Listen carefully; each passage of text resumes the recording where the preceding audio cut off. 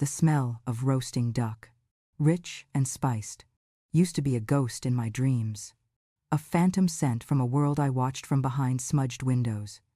Now, it was real. Every single day, it was real. The butcher, Mr.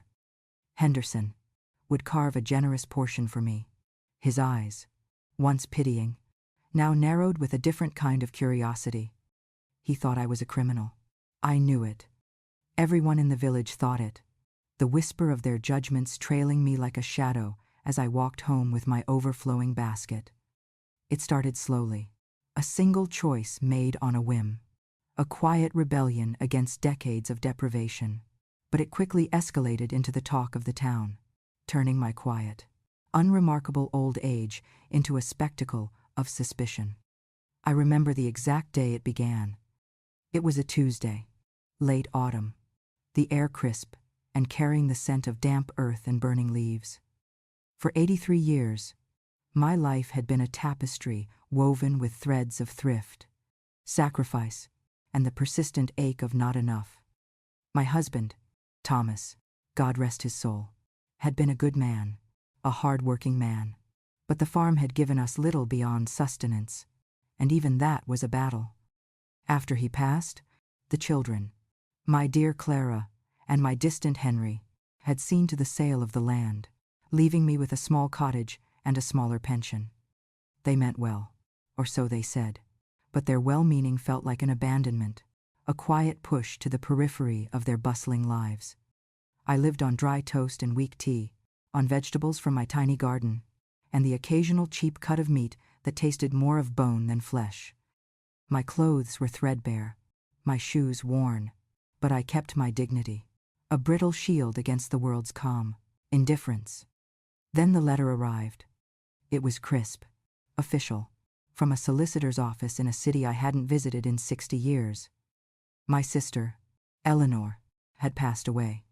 Eleanor, with her fiery spirit and her decision to cut ties with us after a bitter argument over Thomas's family land when we were barely out of our teens. She had left me everything. Everything. A house in the city, a small fortune in stocks, and a substantial sum in a savings account. It was more money than I had ever seen, more than Thomas and I had ever dreamed of. A life's worth of comfort dropped into my lap at an age when comfort felt like a cruel joke. I read the letter over and over, my hands trembling. The paper, a flimsy barrier between my past and an unimaginable future. Eleanor, my estranged sister, had remembered me. She, who had cursed our family name, had quietly amassed a fortune and chosen to leave it to the one person she had publicly disowned. The irony was a bitter taste on my tongue. The first thing I bought was a perfect, ripe mango. I had only ever seen them in pictures, their vibrant skin, a promise of exotic sweetness. It cost more than a week's worth of my usual groceries, a reckless indulgence that made my heart pound with a mixture of fear and exhilaration. I ate it slowly, savoring each succulent bite, the juice dripping down my chin, a taste of forbidden luxury that felt both glorious and deeply unsettling. That was the first step, down a path that led to the butcher's glares and the baker's knowing smiles.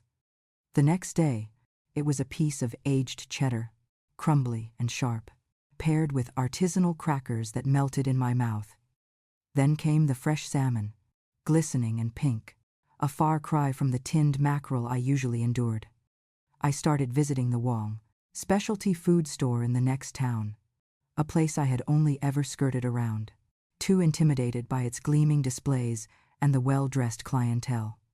The owner, a bustling young woman named Sarah, initially looked at me with the same polite disdain I was accustomed to, but as I started purchasing expensive cheeses, imported olive oil, and jars of exotic spices, her demeanor shifted. She became attentive, almost fawning, recommending new items. Her eyes, however, always betraying a flicker of suspicion, a question she dared not voice. How could this old woman afford such things? My children, Clara and Henry, were the first to voice their concern. or rather, their thinly veiled accusation. Clara, with her perfectly coiffed silver hair and her designer handbags, called me one afternoon, her voice tight with a forced cheerfulness that always preceded an interrogation. "Mother, darling, I heard from Mrs. A. Gable that you bought a whole leg of lamb from Henderson's. Is everything all right? Are you managing your pension correctly?" I gripped the phone, my knuckles white. "I am perfectly fine, Clara. And yes, I bought a leg of lamb." I felt like a change. A change. "Mother, that must have cost a fortune. You know you need to be careful with your money. Times are hard, and you don't have much." Her words were a familiar refrain, a reminder of my perceived helplessness, a gentle chiding that always felt like a slap. She meant well.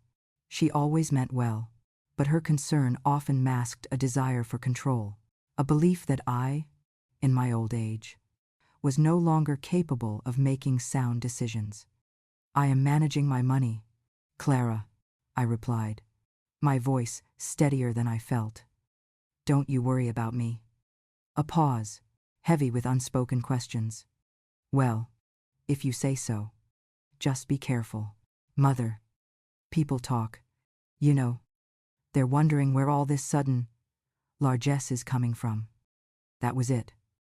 The first direct acknowledgement of the whispers.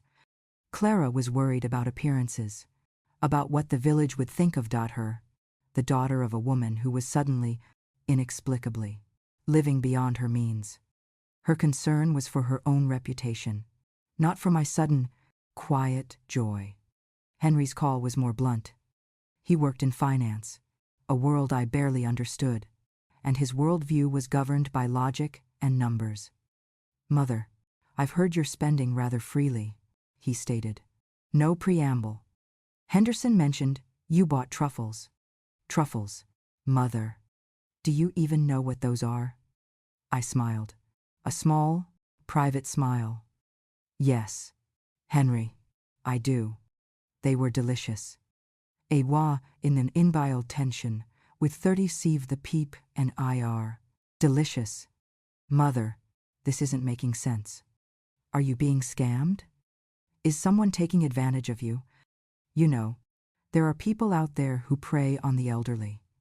His voice was tinged with irritation, an underlying frustration that I was not conforming to the image he had of me. The quiet, frugal, slightly doddering old woman. "No one is scamming me, Henry. I am perfectly capable of looking after myself." "Then where is this money coming from?" "Mother, your pension barely covers your bills. You've never had savings like this." He was right. Of course. I had never had savings like this. But I wasn't ready to tell them about Eleanor, about the sister they barely remembered. The sister who had silently bequeathed me a fortune. It was my secret, my newfound freedom, and I wasn't ready to share it with the children who had so readily dismissed my needs for so long. The whispers grew louder. Children pointed at me in the street, their parents pulling them away with a stern look, their eyes darting to me with a mixture of fear and fascination. Young men who used to tip their caps now watched me with an almost hostile curiosity. My sudden transformation from village pauper to gourmet connoisseur was too jarring, too inexplicable. People began to talk about a hidden hoard, a secret lover, even a lottery win.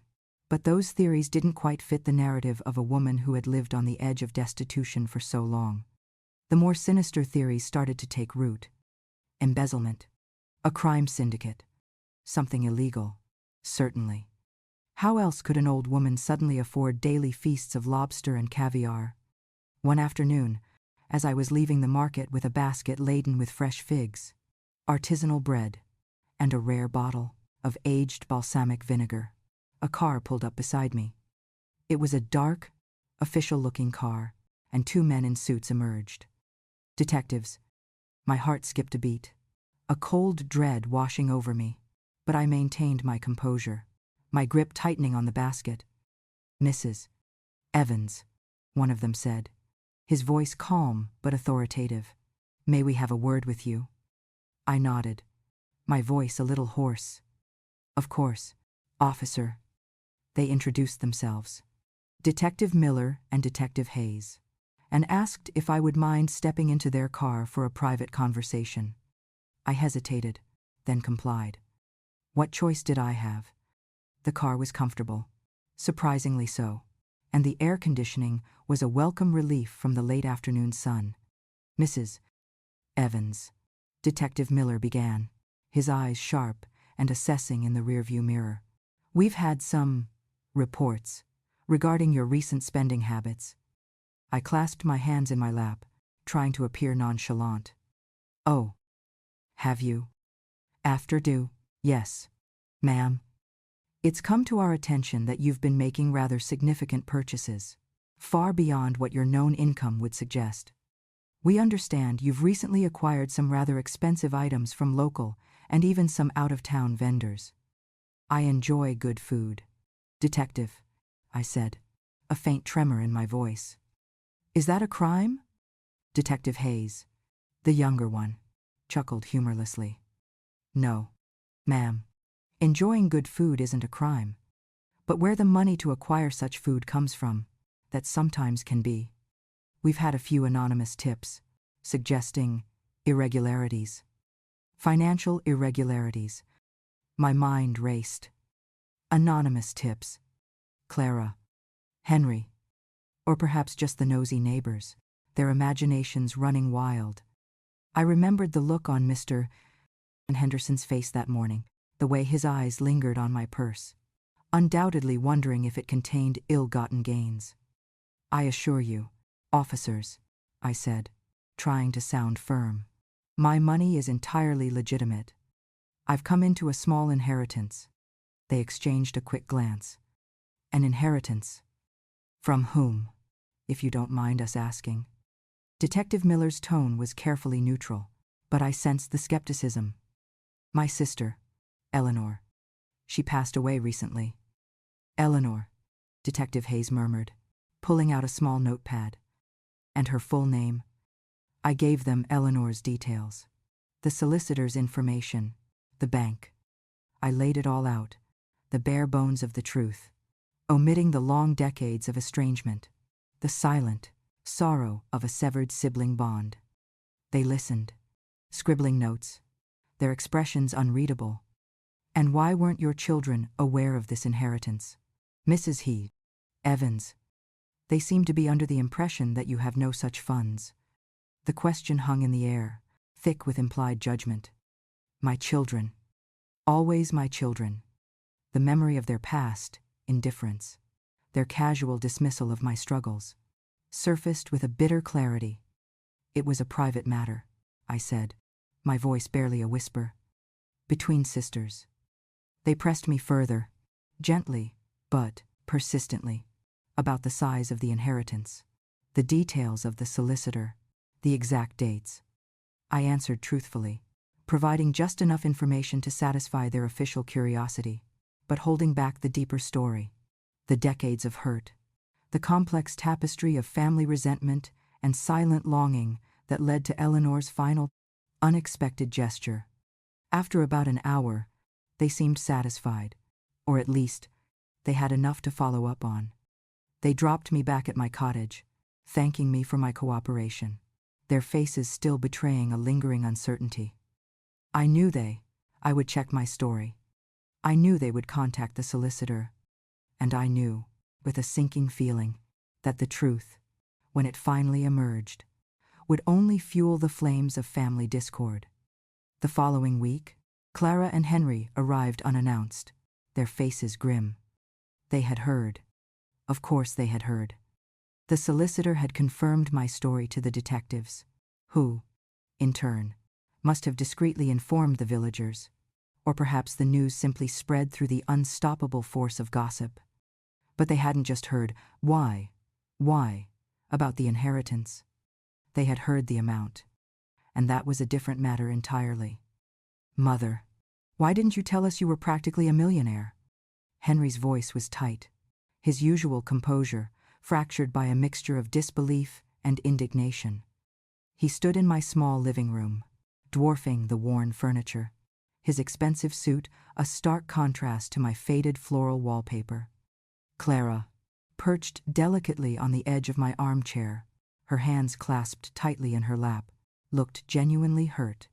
"We thought you were struggling, Mother. We worried about you. And all this time, you had a fortune hidden away." I looked from one to the other, seeing not their concern, but their sense of betrayal, not by me, but by the circumstances. They felt cheated, not of money, perhaps, but of knowledge, of control. "It wasn't hidden," I said, my voice surprisingly steady. "I didn't know about it myself until a few weeks ago. And it's not a fortune, Henry. It's comfortable. And it's mine. From my sister, Eleanor." Henry scoffed. "Eleanor, the one who swore she'd never give us a penny after the farm dispute. What did you do, Mother? Did you con her into it on her deathbed?" The accusation hit me like a physical blow. "Henry, how dare you?" Eleanor and I had our differences. Yes, many differences. But she remembered me in the end. It was her will, her decision. Clara interjected, her voice softer, but no less pointed. "But Mother, why didn't you tell us immediately? We're your children. We could have helped you manage it, invested it properly. You're just squandering it on frivolous things." "Frivolous things," I repeated, my voice rising. "Frivolous. Clara, for 80 years I have lived a life of frugality, of making do, of quiet sacrifices for all of you. For 80 years, I longed for a simple pleasure, a taste of something truly exquisite. And now, when I finally have the means, you call it frivolous. Do you know what it feels like to crave a piece of fresh salmon for 50 years and never afford it? To watch others enjoy delicacies while you eat gruel? Do you? I doubt it. With your designer clothes and your holidays abroad." My words hung in the air, sharp and accusatory. Henry's face hardened, but Clara's eyes, for a moment, seemed to falter, a flicker of something akin to shame passing through them. "Mother, that's not fair," Henry began, but I cut him off. Fair. What was fair about Thomas working himself into an early grave on that barren land, while your father's family, who held the deed, squeezed every last penny from us? What was fair about Eleanor leaving in anger, carrying a grudge for 60 years, only to return to me in death, a gesture of reconciliation that felt both too late and profoundly meaningful?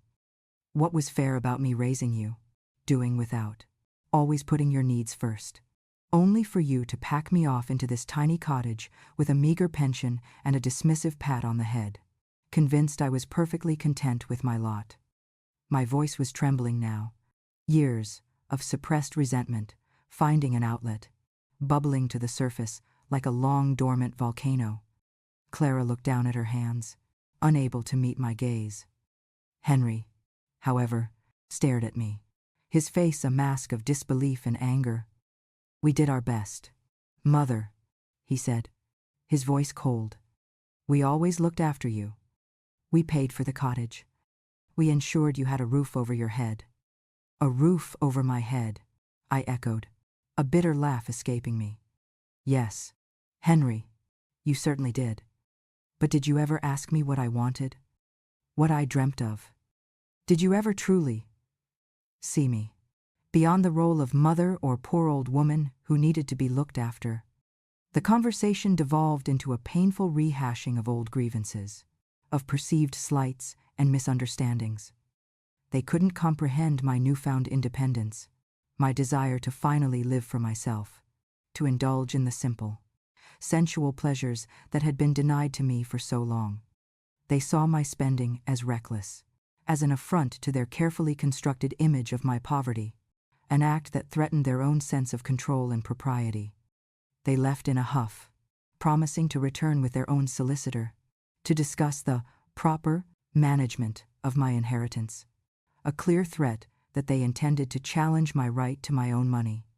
Their visit left me drained, but also strangely invigorated. The confrontation, painful as it was, had clarified something for me. This money, Eleanor's money, was not just about comfort. It was about reclaiming my agency, my voice.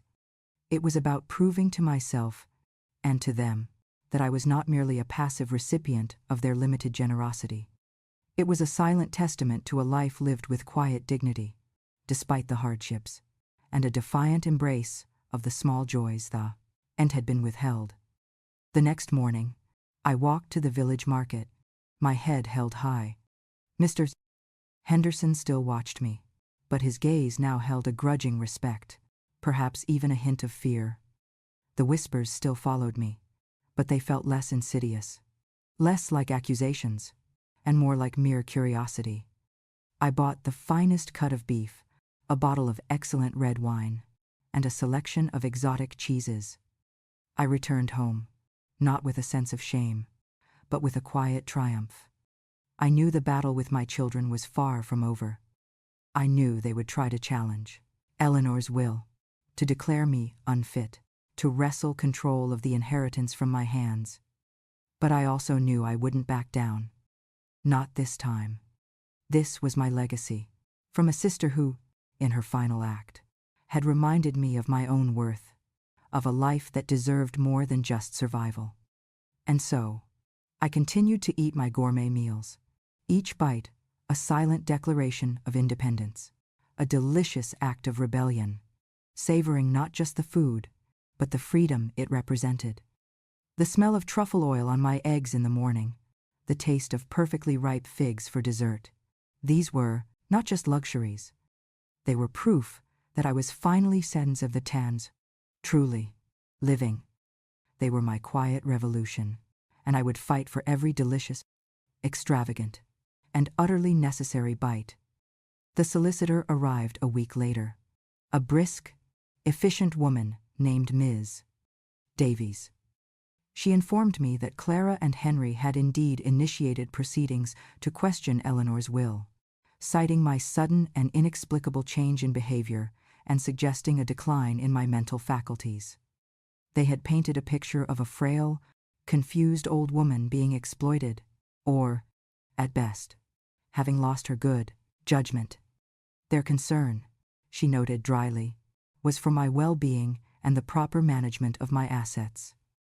"And what is your position on this, Mrs. Evans?" "Ms." Davies asked, her gaze unwavering. I looked out my window at the small, flourishing garden, a testament to my physical and mental resilience. "My position, Ms.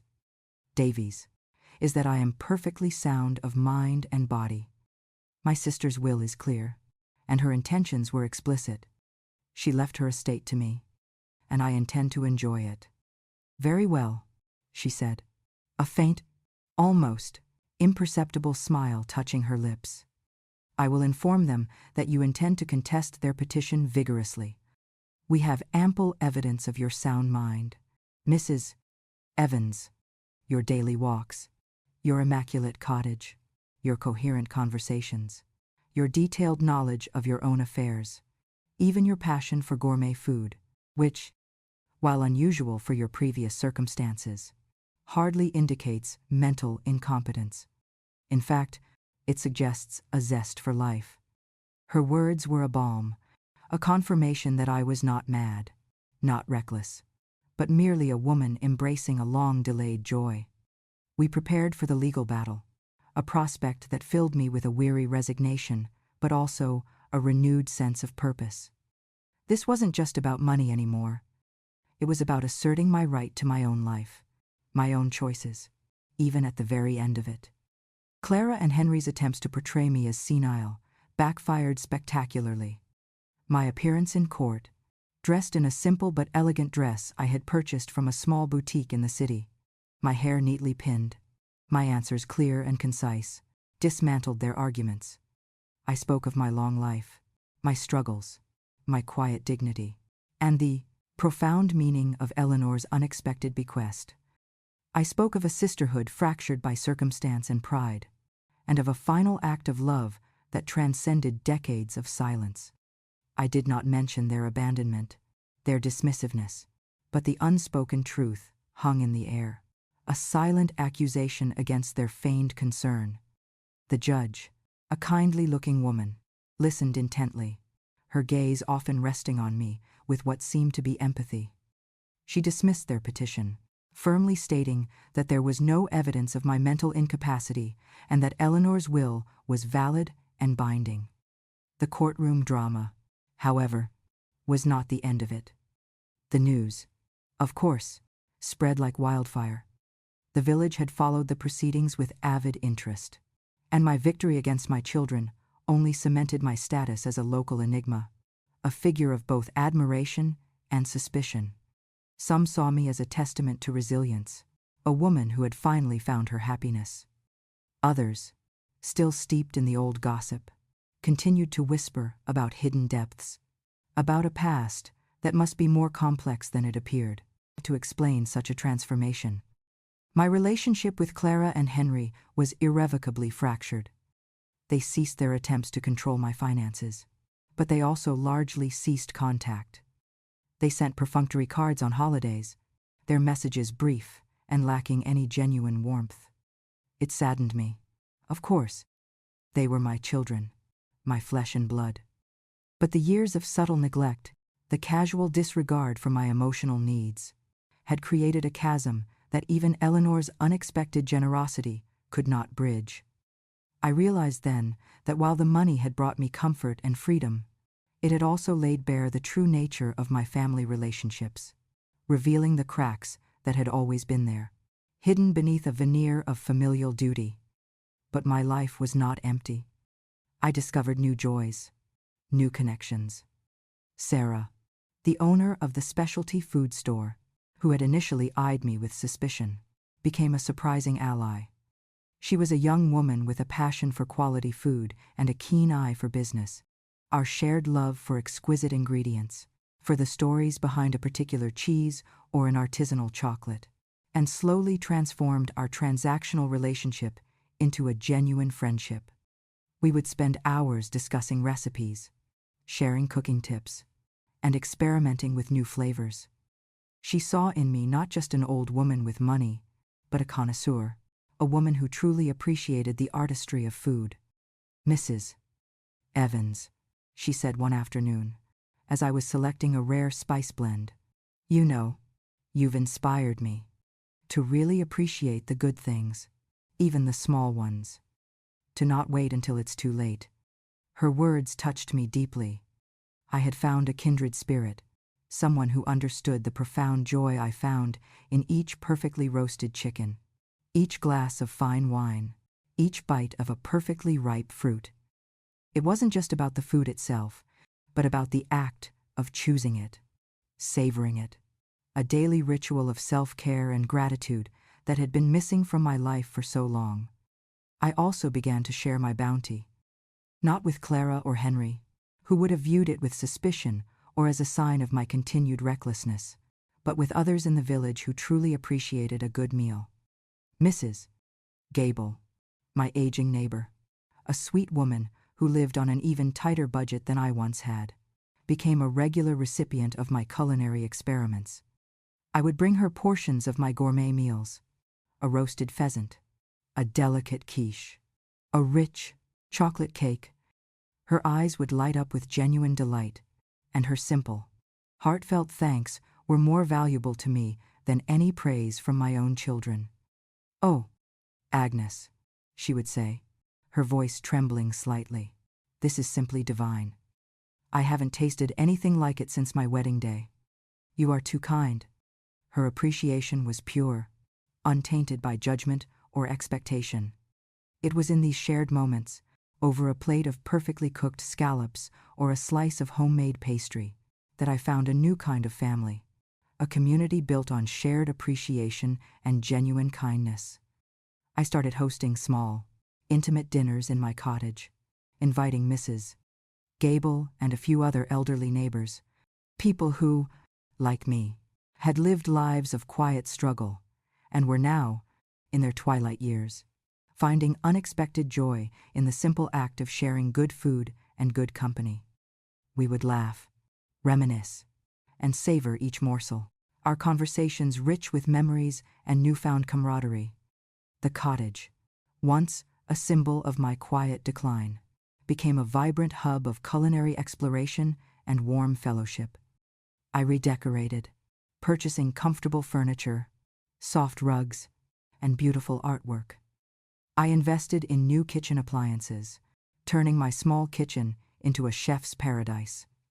Each addition, each purchase, was a conscious act of creation, of making my space a haven, a place where joy could flourish.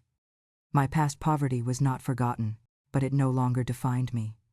It became a backdrop against which my present happiness shone even brighter, a testament to the enduring human spirit's capacity for resilience and joy.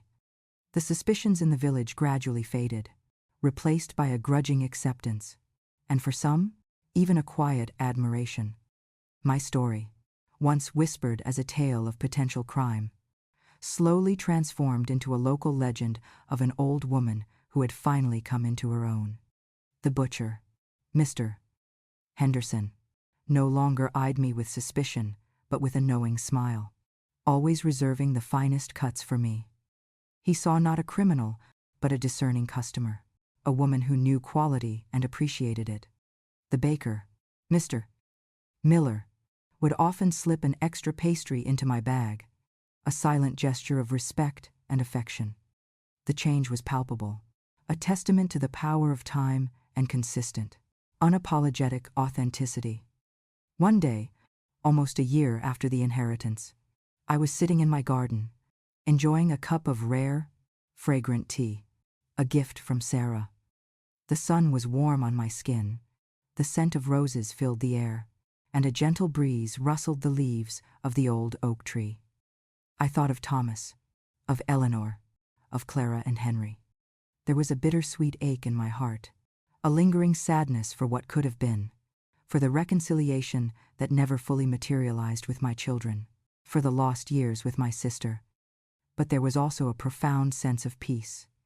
I had navigated the stormy seas of suspicion and family conflict, and I had emerged, not unscathed, but whole.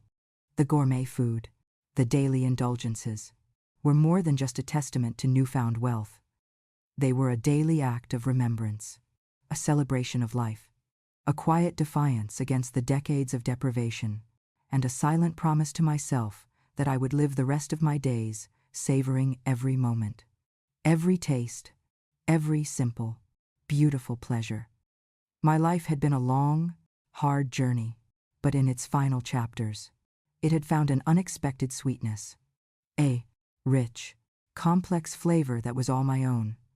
And as I sipped my tea, I knew, with absolute certainty, that this was exactly how it was meant to be. This was my legacy, a quiet revolution of taste, a triumphant symphony of flavor, played out in the twilight of my years, for an audience of one, and for those few who truly understood. This was my life, lived fully, finally,